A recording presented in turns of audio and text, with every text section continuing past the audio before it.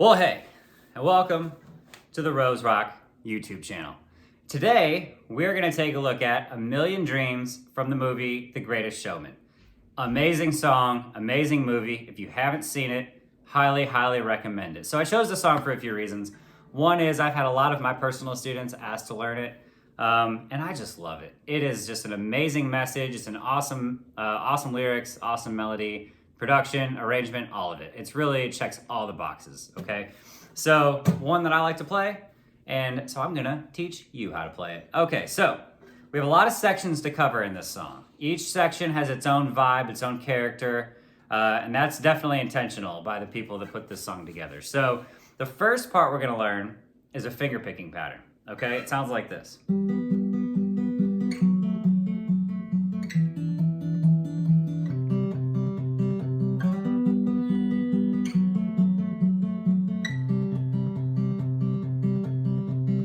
Okay, fairly straightforward, right? It's not that hard to learn this part. It is very hard to play it in time if you consider yourself a beginner or kind of lower end intermediate guitar player, but just with some time and practice, you'll get it. It's really not terrible. So this first chord, it's a 2-note chord. Most of what we're doing here, all of what we're doing here, are 2-note chords. So when we have only 2 notes, this first chord is inferring a G chord, okay? So what I mean by that is we're not given all 3 notes. Most chords are built of triads, and that's, tri, 3, like a tricycle, might ride around that tricycle. Triad, 3 notes, okay? So most major and minor chords, all major and minor chords are built on triads. This is only giving us 2 notes. So we kind of have to assume that this is a G chord, even though we only have 2 notes. And so we can use our context clues to figure out what chord it is. If there's a bass or a synth or something else happening in the mix, then we know that, okay, that's inferring a G chord, okay? We'll touch more on that here in a second. So we're gonna take our 3rd finger to the 5th fret D and our 2nd finger to the 4th fret G. And we're just alternating back and forth on those parts. So if you're new to finger picking, this isn't the platform to really take a deep dive into how to finger pick, but generally, you're gonna have your thumb on your first E, A, D strings, and then 1st finger G, 2nd finger B, 3rd finger high E. That rule gets broken all the time, okay? Every song is different, every part is different, but generally, that's a good starting place. So in this case, we're gonna alternate back and forth on the D and the G string. Okay, so that's thumb 1, thumb 1, thumb 1, back and forth, okay?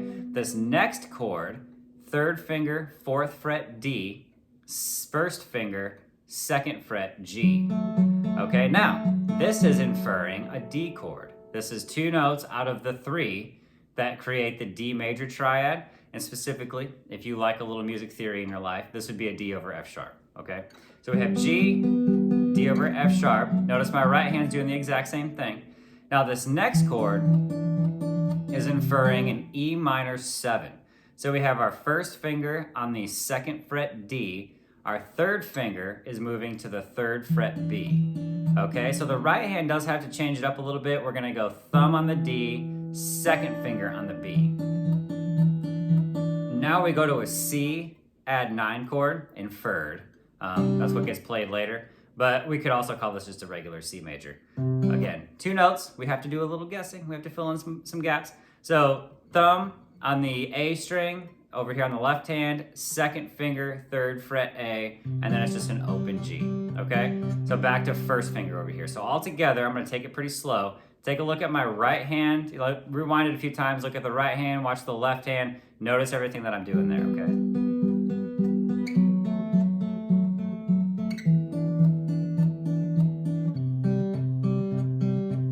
Okay, now the second time through the progression, it just skips the E minor 7.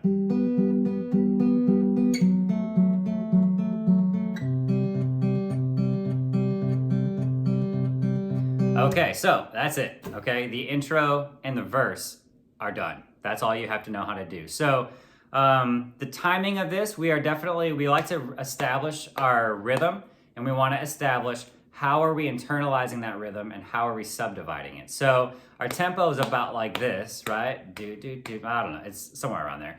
we're actually subdividing in eighth notes. So 1 and 2 and 3 and 4 and 1 and 2 and 3 and 4 and 1 and 2 and 3 and 4 and 1 and 2. That might be a little slow. I kind of got my tempo thrown off when I slowed it down for you, but I think it's somewhere around there, okay? Listen to the track, pull it up, listen to it, you tell me. Okay, so if we're there, and 3 and 4 and 1 and 2 and 3 and 4 and 1 and 2 and 3 and 4 and 1 and 2 and 3 and 4, and we are subdividing in eighth notes, 1 and 2 and 3, okay? So that's how we want that kind of that little drummer in our head to count through this song. When we internalize that rhythm, this becomes incredibly important when we get to the chorus part, okay? All right, now, let's review. We've got the finger picking part, but I want to identify those chords again. So this track has a ton of elements, okay? Acoustic guitar is like a tiny little snippet of the entire mix. That's what made this soundtrack so awesome. Just huge production, very, very well done, okay? So when you have all that going on, the acoustic guitar can get away with, this throughout the verse, okay? And even the second verse and the pre-chorus too. It does a similar pattern because there's a lot of other stuff to help the track ebb and flow. But a lot of my students have wanted to learn this so they can also sing along to it. And a lot of times, if you're just trying to sing along and play, this can sound a little empty, okay?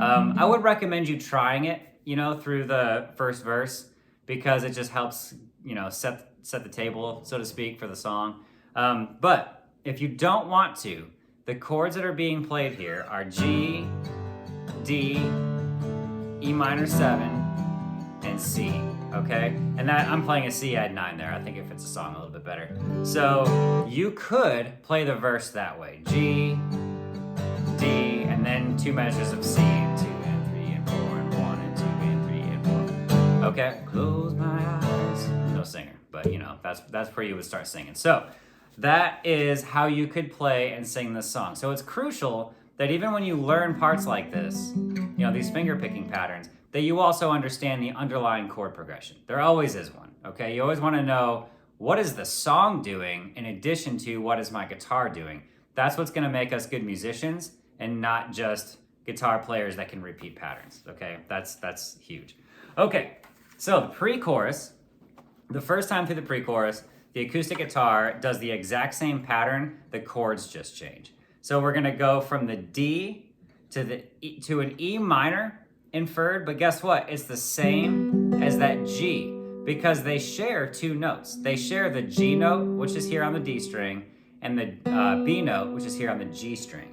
So when the G chord and the E minor share 2 of the same notes. So that's why it's important to know the chord progression that's underlying, because sometimes 2 different chords can share 2 of the exact same notes. It's important for you to know what chord are you actually playing.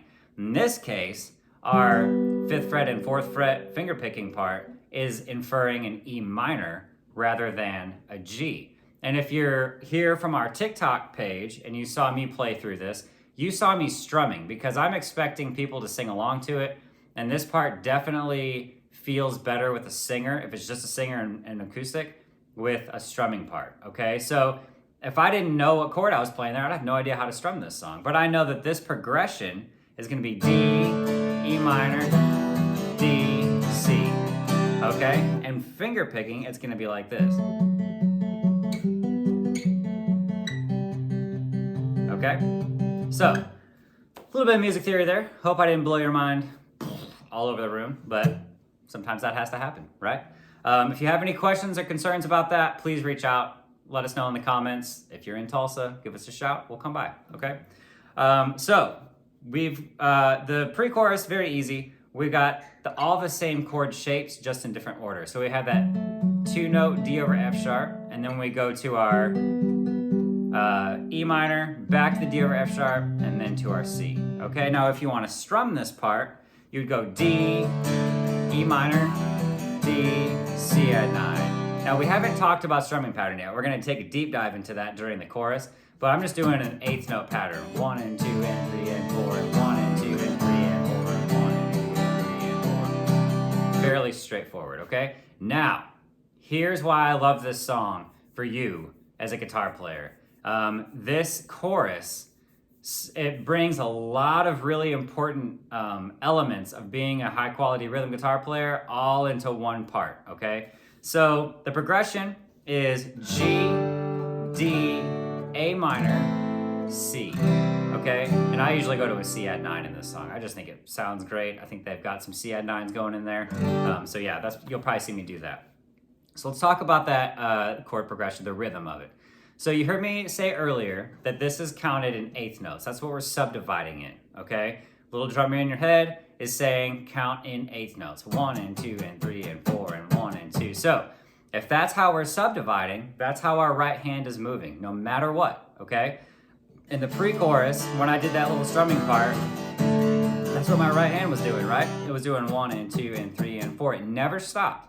Now, if you listen closely to the chorus of this song, listen to the acoustic guitar, okay? It's pretty easy to hear.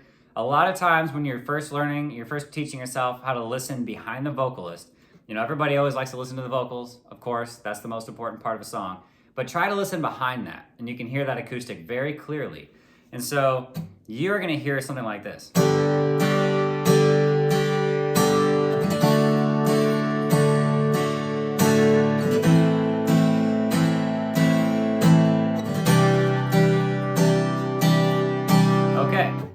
Was I playing straight eighth notes? No, I was not. Was my hand strumming straight eighth notes? Yes, it was. Except for those little parts. We're gonna talk about that here in a second. So if I have this moving like my timekeeper should, what I wanna do, the way you can really efficiently learn a song like this is put the guitar down and just listen to the guitar in the chorus. Don't touch this, just listen for it.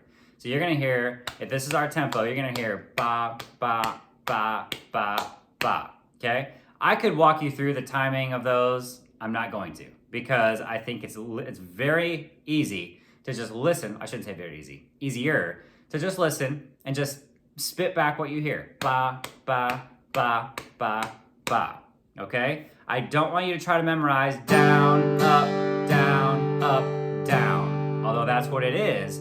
I want you to have your timekeeper going, right? Constant eighth notes, and you're gonna play ba, ba, ba, ba, ba, ba, ba, ba, ba, ba on every chord. Ba, ba, ba, ba, ba, ba, ba, ba. Okay? So, now when I played this on the TikTok video, again, I don't have the whole full band and orchestra behind me. Wish I did. That would be awesome. I just have an acoustic. So I busied it up a little bit. But if you notice, I'm still accenting those hits. I'm still going 1, ba, ba, ba, ba, ba, ba, ba, ba, ba, okay? I'm still accenting where the guitarist hit those chords in the song, in the recording, okay? That takes a lot of time, okay? To get really good at this takes many hours, many hours, not years or weeks or months, hours, because you can play guitar for a year, and if you only practice 15 minutes a week, you're never gonna get this. But if you practice like I did, and I know all the other Rose Rock teachers did when they were in middle and high school and learning how to do this stuff, it was hours and hours a day, okay? So that can be, you know, if you're a slow learner like me, that can be how long it takes. But it paid off. I can play guitars now, it's pretty fun. Okay, so at the very end of this chorus, that pattern's gonna repeat through this chorus and all the choruses. We have a cool stop at the end of this chorus. So we're gonna take this from the A minor, okay? 1, 2, ba, ba, ba, ba, ba, ba, ba, ba. And then we have a stop. So those stops are not in random points. They're on the beat 4 and. 1 and 2 and 3 and 4 and. 1 and 2 and 3 and 4 and. And then it's a million dreams for the world we're gonna make. And then we go back into our, right, the first time around. So those stops are really cool. I'm not gonna do a deep dive on rhythms and stops and all that kind of stuff, but all you need to know is it's on beat 4 and, okay? Listen to the track, put the guitar down, listen to the track, count along. Each chorus, the first 2 choruses, stop right on that beat 4 and. So you're anticipating that stop. You're not trying to wait and react to it. You know it's coming and you're anticipating it. Okay, now, the most difficult part of this song is the bridge. And that is only because they have some crazy but awesome chords, okay? This is what it sounds like.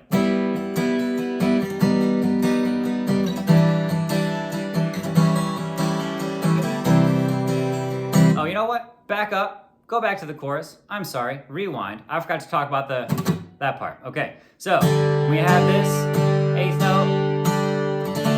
You see that I do break my timekeeper, and I just do a quick little and then I'm back in. So the way we accomplish that, again, takes time, but I am incredibly light on my wrist, okay? Very loose all through here, and it's a very quick movement, but I cannot be tense and make that movement happen. I have to be light, and it's not supposed to be an accented part. It's pretty light on the strings, okay? So just practice doing that. And then try to mix it in with your progression. So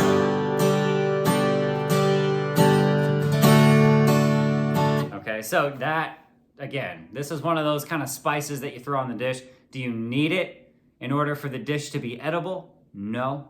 I don't know how to cook, so I don't even use spices. But I'm told that this is kind of how it works. Do you need that part to play this song? Absolutely not. Does it make it sound just a little sweeter, just a little better? Of course, okay? And that's what they do. So I didn't want to just ignore it. Do you need to do it? No. If you were to play it and sing the song for somebody and you didn't do it, would they ever know? No. Okay, it's gonna be awesome. Now, okay, fast forward, back to the bridge. So these chords are awesome, okay? This first chord is an E minor shape. It's a little bit different, right? It's not this low E minor, it's a little higher on the neck. This is one of my favorite minor chord voicings. So it's actually borrowed, we almost completed that during the pre-chorus. Now we're filling it out with that last note. We have 2nd finger, 5th fret D, 1st finger, 4th fret G, and 3rd finger, 5th fret B. E minor, okay? This is an E minor voicing. It's an inversion, but it is an E minor. Now, we have a G augmented triad. This is, you don't see augmented chords very often, especially in my world, country, rock, 3 chords in the truth kind of stuff. But they are amazing when placed correctly, and this was placed correctly. I love this. So we have this augmented voicing, so we're gonna have 2nd finger, 5th fret D, and the 1st finger is barring 4th fret G and B. Okay, so by themselves, that's fairly dissonant, okay? That doesn't sound amazing by itself. But in the progression, it's pretty cool, right? And then we have this E minor 7, so 1st finger, 2nd fret D, open G, and 3rd fret B with your 3rd finger. And then we have an A7, okay? So that's just a standard A7 shape. And then we go to a C chord, share your dreams with me. And then we go to our standard G shape. And then we're back.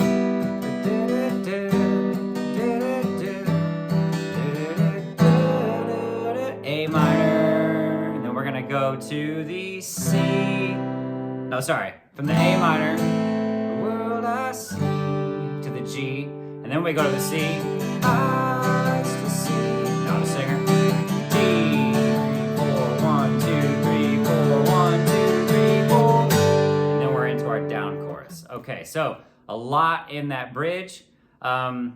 Just a quick reminder, the point of these videos is not to teach you exactly every single tiny measure of the song. It's to teach you the right approach. So that you can look up the chord chart, you can look up other videos maybe on how to play. I try to smooth it out, okay? I try to teach you how you can take all that information, piece it together, and sound like you know what you're doing, right? Sound like you can play the song. So, again, bridge part. The strumming pattern for this bridge is very busy. If you listen really close, remember, listen behind the vocal.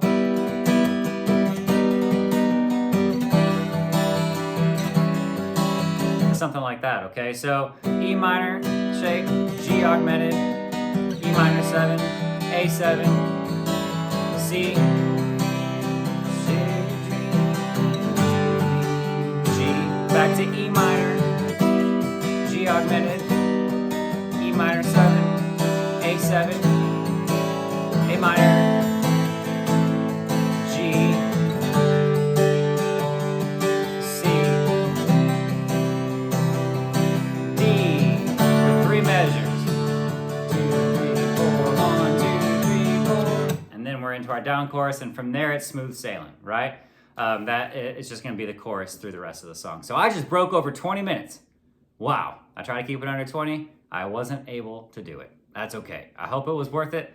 Now you know it. If you learned the guitar part for the first time on this song, congratulations. If you just heard this song for the first time, even bigger congratulations, because this song is awesome. So head over to TikTok, duet it. If you don't have TikTok or don't want to do it, that's fine. I hope you enjoyed it. Let me know how it's going in the comments. Make sure to check out roserockmusic.com. If you're in Tulsa, give us a shout. If you're interested in any of the more in-depth theory, how to apply this stuff, or just want some in-person lessons every week, we're here for you. Okay, so I hope you have a great one.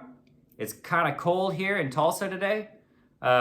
Maybe it's cold where you are too. So this is a great day to just kind of bundle up and play some guitar. All right, that's enough chatting. I'll see you next time.